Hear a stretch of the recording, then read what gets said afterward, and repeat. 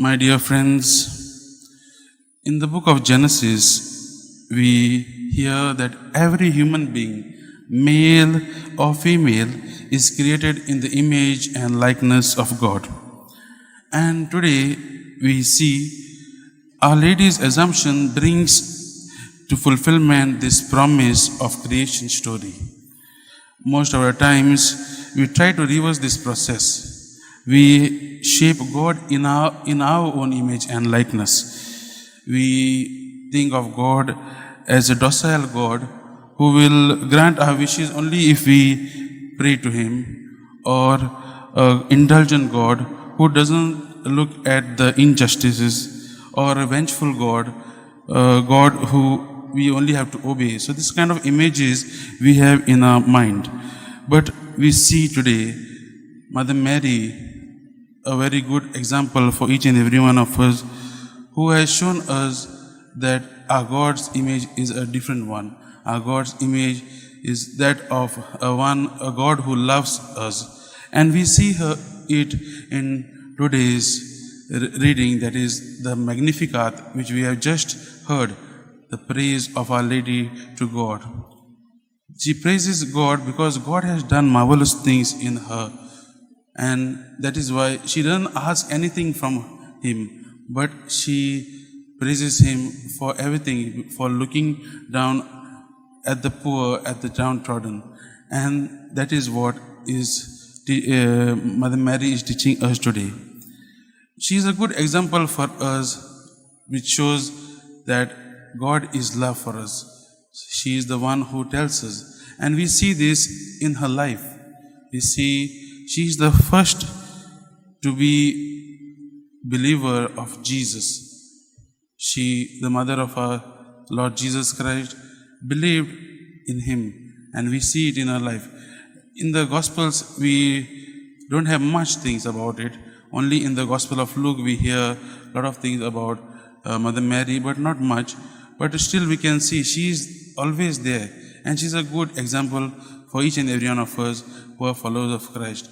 First and foremost, she being the mother of Jesus Christ, she has been with Him from birth till the death of Jesus, till He was hanging on the cross.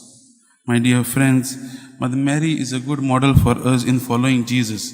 We Christians, we Catholics, followers of Christ, sometimes get caught up with our own worries, own problems, and then we, instead of looking at Jesus, we dwell on our own selves and dwell on our own powers and our intentions.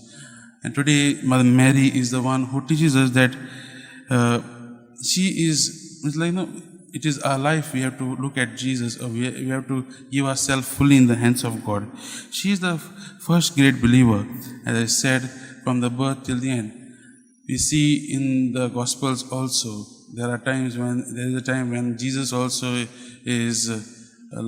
he remains in Jerusalem, and they go searching for her. So whatever Jesus says also, she used to keep her in her heart and ponder. Teaches us also to listen to the voice of God, to listen to the word of God, and reflect. It's a good, she's a good sign for us to do that. Luke also invites us, Gospel of Luke also invites us to make our own song of Mary. Just as Mother Mary teaches us today through the Magnificat, she's asking each and every one of us to look at the wonders God has done for us. Sometimes we dwell only on the things which are not done in our life. God does a lot of things. Today we should reflect and see. Today we are in this world, God has given us a lot of things. First of all, He has given us His life, and we need to thank God for it.